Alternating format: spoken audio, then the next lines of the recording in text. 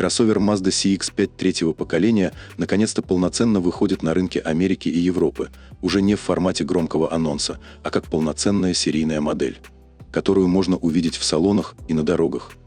С июля прошлого года, когда модель впервые была представлена, прошло достаточно времени, чтобы ожидание постепенно разогрело интерес к новинке. И это неудивительно. CX-5 давно перестал быть для Mazda просто компактным кроссовером, он стал одной из ключевых моделей бренда. За 14 лет на рынке продано более 5 миллионов экземпляров по всему миру. Результат действительно впечатляет, и это особенно круто, если вспомнить, что у модели были заметные минусы. Владельцы часто жаловались на тесный задний ряд, узкие дверные проемы и мультимедию, которая уже начинала выглядеть устаревшей. Хорошая новость в том, что в третьем поколении Mazda действительно провела серьезную работу над ошибками. Новый кроссовер стал больше и длиннее, салон ощутимо просторнее, а эргономика продуманнее. Посадка на заднем ряду теперь не требует компромиссов, а интерьер воспринимается более современным и цельным.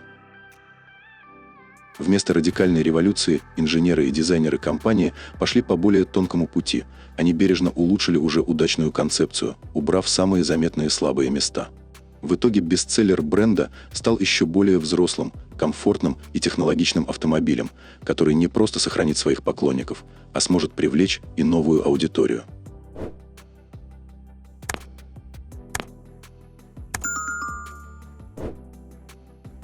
С первого взгляда на новенький CX-5 нового поколения становится понятно. Кроссовер заметно прибавил в размерах, и официальные цифры только подтверждают это ощущение. Длина автомобиля увеличилась примерно на 11 см, достигнув 4690 мм. Ширина прибавила 1,5 см и теперь составляет 1860 мм. А высота поднялась на 20 мм, до 1695 по сравнению с предыдущей версией. Колесная база выросла почти на 12 см и достигла 2815 мм, фактически столько же, сколько у Mazda CX-50. Дорожный просвет по-прежнему радует – 205 мм. По размерам CX-5 уже практически вплотную приблизился к 50-ке. Рост размеров явно пошел в пользу практичности, которая раньше являлась одной из слабых сторон кроссовера. Задняя дверь стала шире и выше, что решает проблему неудобной посадки на второй ряд. Пространство для ног стало заметно больше, добавили свыше 5 см, благодаря чему даже высокие пассажиры смогут устроиться в салоне намного удобнее и чувствовать себя свободнее в поездке. Багажник стал еще практичнее и просторнее, теперь для ваших вещей предусмотрено больше свободы. За вторым рядом объем вырос с 522 до 583 литров. А если сложить задние сиденья, пространство раскрывается уже до 2019 литров вместо прежних 1638. Сам багажник стал длиннее на 50 мм и выше на 25. Это значит, что даже крупные предметы загружать станет заметно проще. А приятный бонус – высота погрузки уменьшилась на 15 мм, делая процесс загрузки более удобным и комфортным. При этом дизайнеры сумели сохранить тот самый узнаваемый и знакомый образ модели, который сразу вызывает чувство привычности и уважения к традициям. Автомобиль с плавными линиями больше напоминает городской кроссовер, чем классический внедорожник для активного отдыха. Тем не менее, за счет увеличенных дверных проемов и массивной двери багажника он стал выглядеть более солидно и гармонично в целом. Самые яркие обновления заметны в передней и задней оптике. Фары стали более заостренными, приобрели дерзкий, современный стиль и выглядят гораздо свежее. Что касается колес, то на выбор предлагаются диски диаметром 17 или 19 дюймов.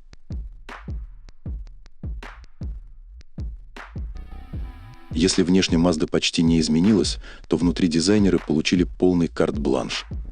И именно салон стал главным полем для свежих идей и смелых решений. Передняя часть салона обзавелась новым рулем с массой кнопок и приятной на ощупь кожаной отделкой. Приборная панель теперь полностью цифровая.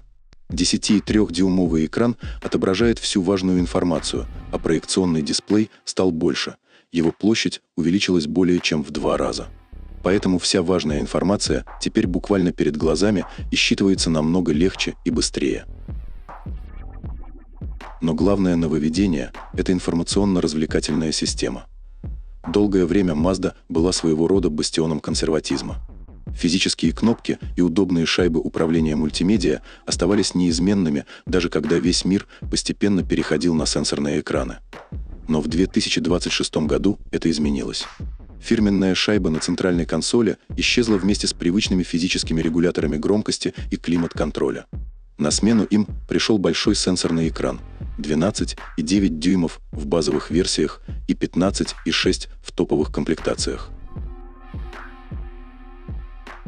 Mazda при этом сделала ставку на современные технологии.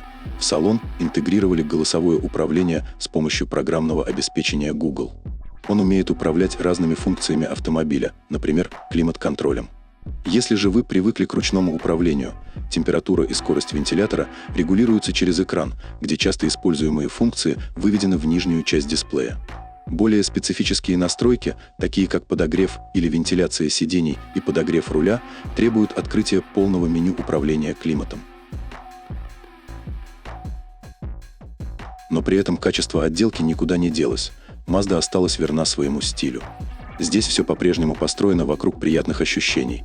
Мягкий, добротный пластик, материалы, к которым просто хочется прикоснуться. Кожа, искусственная или натуральная в топовых комплектациях, и продуманная эргономика, где каждая деталь на своем месте. Увеличенные габариты кузова сыграли на руку внутреннему пространству, места заметно стало больше. И чтобы поездки были еще более комфортными, есть подогрев второго ряда сидений, двухсекционная панорамная крыша. Мягкая атмосферная подсветка салона и аудиосистема Bose с 12 динамиками в старших комплектациях. Среди других новшеств – расширенный набор систем безопасности. В базе теперь адаптивный круиз-контроль, удержание в полосе, мониторинг слепых зон и распознавание дорожных знаков. Круиз-контроль здесь становится по-настоящему умным. Он может сам перестраиваться, когда вы включаете поворотник, а также заранее сбрасывать скорость перед поворотами. При этом система требует, чтобы водитель держал руки на руле. В стандартную комплектацию также входят система автоматического экстренного торможения с распознаванием пешеходов, включая движение задним ходом и система помощи при парковке и контроль внимания водителя.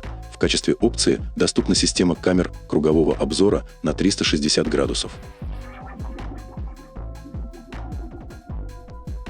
Под капотом новенького CX-5 пока сохраняется консервативный подход, никаких турбонаддувов и полноценных гибридов. В Западной Европе новое, третье поколение этого кроссовера сохранило приблизительно ценовую планку предыдущей версии от 35 до 40 тысяч евро. Под капотом установлен 2,5-литровый атмосферный двигатель из Skyactiv-G, который выдает 141 лошадиную силу и 238 ньютон-метра крутящего момента. К этому двигателю добавили небольшую фирменную мягкогибридную систему. По сути, компактный 24-вольтовый стартер-генератор, который выдает до 7 сил и 48 ньютон, главным образом помогая при трогании с места. Этот помощник питается от компактной литий-ионной батареи емкостью всего 0,22 кВт-часа. Коробка передач – привычный шестиступенчатый автомат, а привод можно выбрать передний или полный. Mazda заявляет довольно приятные цифры по расходу топлива – около 7,3 литров на 100 км для переднего привода и примерно 7,7 литров для версии с полным приводом. Но есть важный нюанс. Кроссовер стал тяжелее почти на 200 килограммов, и теперь его масса составляет минимум 1630 килограммов. Динамика при этом осталась комфортной для повседневной езды.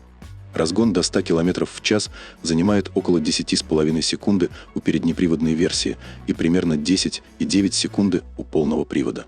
Максимальная скорость ограничена на отметке 195 км в час.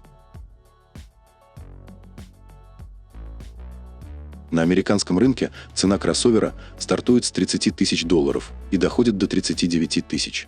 Здесь предлагают тот же 2,5-литровый атмосферный мотор, но без стартера-генератора, классический четырехцилиндровый агрегат мощностью 187 сил и крутящим моментом 200 ньютон-метра. По словам Mazda, инженеры для третьего поколения немного перекалибровали двигатель для лучшей отдачи. В паре с ним работает шестиступенчатый автомат и стандартный полный привод. Подвеску кроссовера решили не менять кардинально. Она осталась привычной. Впереди классические стойки Макферсон, а сзади независимая многорычажная схема. Но инженеры все-таки поработали над ее характером. Здесь появились новые амортизаторы и более мягкие пружины, чтобы автомобиль стал заметно комфортнее на ходу. Плюс слегка обновили настройку руля. Он стал легче отзываться на движение, требуя меньше усилий от водителя. Главное обновление коснулось тормозной системы. Теперь она работает по проводам. Проще говоря, нажатие педали больше не связано с механикой напрямую. Все команды передаются электронно, почти мгновенно. По словам инженеров, это делает реакцию тормозов быстрее и точнее, а также позволяет эффективнее объединить торможение с системой рекуперации энергии, особенно в европейских версиях автомобиля.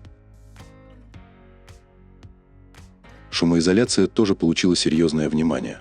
Инженеры усилили изоляцию пола багажника, переделали конструкцию задней двери и добавили усиление у задних арок. Динамики переместили, чтобы избавиться от лишних технологических отверстий. В результате, как говорит производитель, внутри стало тише. В итоге новый CX-5 – это скорее эволюционный шаг вперед, чем революция. Кроссовер стал заметно просторнее, удобнее и технологичнее, при этом сохранил характер, за который его любят.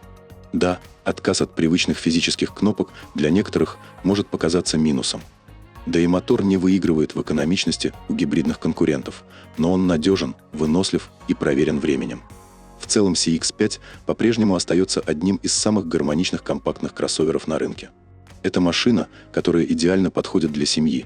В ней комфортно ехать каждый день, спокойно решать городские задачи и при этом получать удовольствие от управления.